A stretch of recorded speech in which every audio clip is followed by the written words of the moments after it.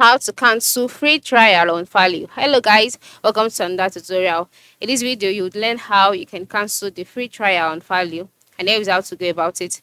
The first step is to open the Google Play Store on your Android phone or your tablet. And then after opening the Google Play Store, you'll be brought to the home page where you'll see a variety of games. And then by the lowest part of the screen, you can see two options, games and apps. You can change it to apps from games depending on your choice.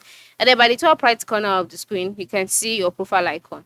Once you can see this, click on it by the top right side. Now, after clicking on your profile icon by the top right side, amongst the options displayed, ensure you select payments and subscriptions. All right. So after selecting payments and subscriptions, on this page, you can see options like payment methods, subscriptions, budget and history, redeem code. Just click on subscriptions.